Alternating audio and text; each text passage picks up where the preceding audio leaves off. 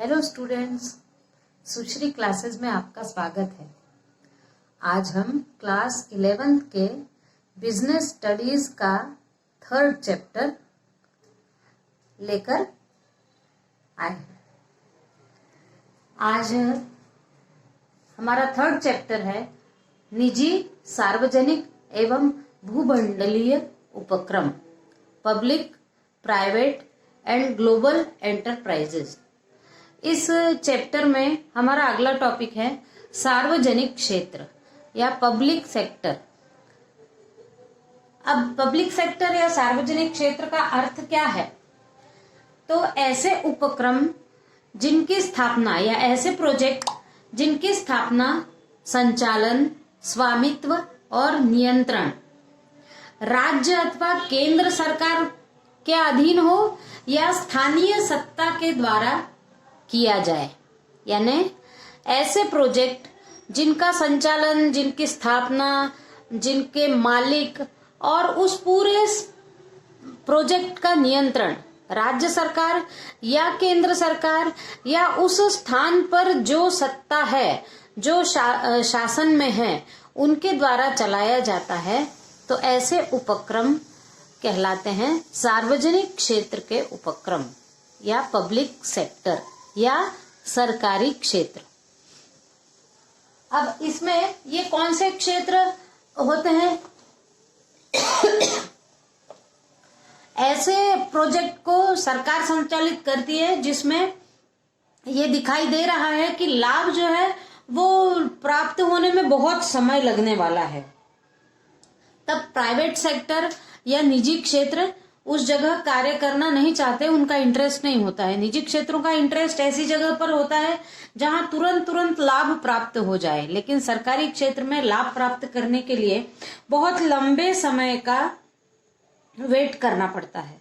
इसलिए कुछ ऐसे क्षेत्र हैं जो वस्तुएं और सेवाएं उत्पन्न करते हैं, लेकिन वो सरकार के निर्देशन में करते हैं। ऐसे क्षेत्रों को सार्वजनिक क्षेत्र कहते हैं।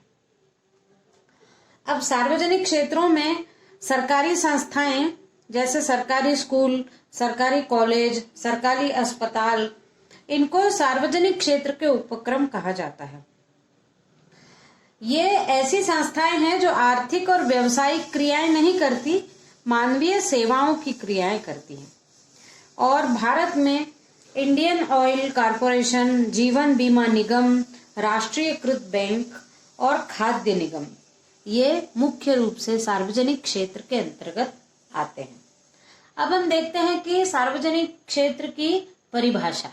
A.H. हैंसन ने सार्वजनिक क्षेत्र की परिभाषा देते हुए ये कहा है कि सार्वजनिक उपक्रम का अभिप्राय सरकार के स्वामित्व एवं संचालन के अंतर्गत आने वाले औद्योगिक, कृषि, वित्तीय और व्यापारिक उपक्रमों से है। यानी औद्योगिक क्षेत्र, कृषि क्षेत्र, वित्तीय क्षेत्र यानी बैंक हो गई, LIC हो गई, और व्यापार, कई व्यापार ऐसे हैं जो सरकार चलाती है। तो सरकार का स्वामित्व और सरकार के द्वारा संचालित किए जाने वाले औद्योगिक, कृषि, वित्तीय और व्यापारिक उपक्रमों को सार्वजनिक उपक्रम या सार्वजनिक क्षेत्र के उपक्रम कहा जाता है। अब हम देखते हैं सार्वजनिक क्षेत्र की विशेषताएं क्या क्या हैं। तो सार्वजनिक क्षेत्र की पहली विशेषता है स्वामित्व। तो सार्वजनिक उपक्रमों का स्वामित्व केंद्र सरकार या राज्य सरकार या स्थानीय सत्ता के पास होता है। स्थानीय सत्ता यानी उस स्थान पर जिनकी सत्ता है, नगर निगम, नगर पालिका, ये स्थानीय प्रशासन कहलाते हैं। स्थानीय स्वशासन, उस स्थान के शासन, उस स्थान का शासन। तो सार्वजनिक क्षेत्र में निजी क्षेत्र की भागीदारी हो सकती है, किंतु तब भी सरकार के पास ही इस उपक्रम के 51% या उससे अधिक अंश होते हैं। यानी अब आप देखते हैं कहीं कहीं सरकारी उपक्रम होते हुए भी कुछ बातें प्राइवेट या निजी क्षेत्र के लोग कुछ कार्य करते हैं। तो ऐसा यदि है कि प्राइवेट और सरकारी दोनों है, तो उस जगह 51% शेयर्स जो हैं वो सरकार के होने चाहिए, तभी वो सरकारी प्रक्रम या सार्वजनिक क्षेत्र कहलाएगा। फिर दूसरा है सेवा उद्देश्य। सार्वजनिक क्षेत्र की स्थापना सेवा के उद्देश्य से की जाती है और ये लाभ भी अर्जित करते हैं, लेकिन इनका प्रमुख उद्देश्य सेवा करना है और सेवा करते हुए ये लाभ कमाते हैं। तीसरा है प्रबंध एवं नियंत्रण। सार्वजनिक उपक्रमों का प्रबंध और नियंत्रण सरकार द्वारा मनोनीत संचालक मंडल के द्वारा ही किया जाता है। इनका प्रबंध और नियंत्रण सरकार ने जिनको सौंपा है वो लोग देखते हैं। फिर एकाधिकार। सार्वजनिक क्षेत्र का कुछ क्षेत्रों में एकाधिकार रहता है, जैसे रेलवे हो गया, सुरक्षा हो गया, इसमें ये प्राइवेटाइजेशन नहीं करते हैं, इसमें निजीकरण नहीं किया जाता है। रेलवे हो गई और सुरक्षा के मामले में भी प्राइवेटाइजेशन नहीं किया जाता है। फिर है सार्वजनिक जवाबदारी। सार्वजनिक उपक्रमों में सरकार की पूंजी लगती है, अतः इन उपक्रमों की सरकार और जनता दोनों के प्रति जवाबदारी होती है, क्योंकि सरकार जो पूंजी लगाएगी वो कहाँ से आएगी, तो जनता के ही माध्यम से आएगी। इसलिए ये जो है इसमें सार्वजनिक जवाबदारी होती है, जनता की भी जवाबदारी है और सरकार की भी जवाबदारी है। उपलब्धता। सार्वजनिक क्षेत्र निजी क्षेत्र की भांति ही वस्तुएं और सेवाएं उपलब्ध कराता रहता है। फिर है समाजवादी समाज की स्थापना। सार्वजनिक क्षेत्र के उपक्रम में समाजवादी समाज की स्थापना करने में सहयोग करता है। समाजवादी समाज यानी ऐसा समाज जो समाज को प्राथमिकता देता हो, ऐसे समाज की स्थापना की जाती है। फिर है धन की व्यवस्था। सार्वजनिक उपक्रमों के लिए प्रारंभिक रूप से तो धन की व्यवस्था सरकार के द्वारा की जाती है, लेकिन बाद में ये जनता से शेयर्स और डिबेंचर या ऋण पत्र ये जनता के द्वारा जनता इनको खरीद कर सरकार को पैसा देती है। यानी पहले तो ये खुद की पूंजी लगाते हैं पूरी, लेकिन बाद में पूंजी प्राप्त करने के लिए ये अपने शेयर्स जनता के बीच में लाते हैं ताकि जनता उनको खरीदे और उनको पूंजी प्राप्त हो जाए।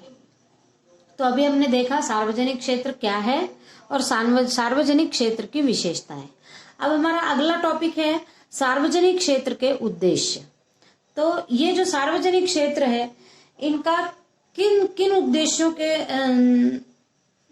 इनका निर्माण या इनका संचालन किन उद्देश्यों से किया जाता है। तो सबसे पहला उद्देश्य है जनसाधारण को आधारभूत सेवाएं प्रदान करना। जनसाधारण की आधारभूत सेवाएं हैं जल हो गया, विद्युत हो गया, नालियां हो गई, सड़कें हो गई, ये सारी जनसाधारण की यानी जनता की आधारभूत सेवाएं हैं जो सार्वजनिक क्षेत्र को उपलब्ध कराना होती है। ये उनका पहला उद्देश्य है। दूसरा उद्देश्य है राष्ट्रीय सुरक्षा से संबंधित उपक्रमों का विकास करना, यानी ऐसे कार्य करना जो राष्ट्रीय सुरक्षा के लिए आवश्यक है।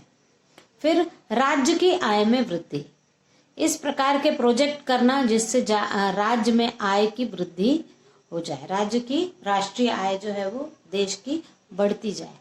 फिर बेरोजगारी दूर करने के लिए रोजगार के साधन उपलब्ध कराना, यानी बेरोजगारी दूर करना और उसके लिए रोजगार के नए नए अवसर प्रदान करना। फिर स्वस्थ प्रतिस्पर्धा को जन्म देना। प्रतिस्पर्धा तो होनी चाहिए लेकिन वो स्वस्थ होनी चाहिए, यानी ईमानदारी पूर्वक प्रतिस्पर्धा होनी चाहिए। फिर है आयात में कमी और निर्यात में वृद्धि। यदि हम बाहर से वस्तुओं को कम लाएंगे तो हमारे देश का पैसा हमारे ही देश में रहेगा, लेकिन यदि हम अपने देश में बनी हुई वस्तुओं को बाहर ज्यादा भेजेंगे तो बाहर का पैसा जब हमारे देश में आएगा तो हमारा देश ज्यादा जल्दी तरक्की कर पाएगा, उसके पास मुद्रा का भंडार होने लगेगा।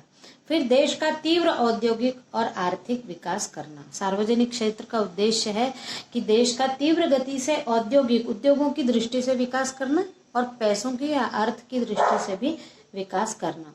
फिर एकाधिकार की प्रवृत्ति पर नियंत्रण करना, यानी किसी भी वस्तु को बेचने वाला एक ही व्यक्ति होता है तब वो अपना मनमाना वसूल करता है, इसलिए एकाधिकार किसी भी वस्तु पर किसी निजी क्षेत्र का ना हो, इसलिए एकाधिकार की प्रवृत्ति पर नियंत्रण करना। फिर तकनीकी क्षेत्र में आत्मनिर्भरता लाना। जो भी नई नई टेक्नोलॉजी आ रही है उस टेक्नोलॉजी को हमारे ही देश में जानने वाले लोगों के द्वारा हमारे देश में जब वो लागू की जाती है तो हम अपने तकनीकी क्षेत्र में आत्मनिर्भर हो जाते हैं, हमको किसी दूसरे देश पर निर्भर नहीं रहना पड़ेगा। और अंतिम उद्देश्य है प्राकृतिक संसाधनों का संतुलित उपयोग करना। जो भी प्राकृतिक संसाधन प्रकृति के द्वारा प्राप्त हुए हैं, जैसे मिट्टी है, हवा है, सूर्य प्रकाश है, जल है, पेड़ पौधे हैं, जंतु हैं, ये सारे प्राकृतिक संसाधन हैं। इन संसाधनों ये हमको प्रकृति द्वारा फ्री में उपलब्ध हैं, तो फ्री में उपलब्ध होने के कारण इनका संतुलित उपयोग करना चाहिए। उपयोग करते समय इस बात का ध्यान रखना चाहिए कि ये कहीं व्यर्थ ना हो।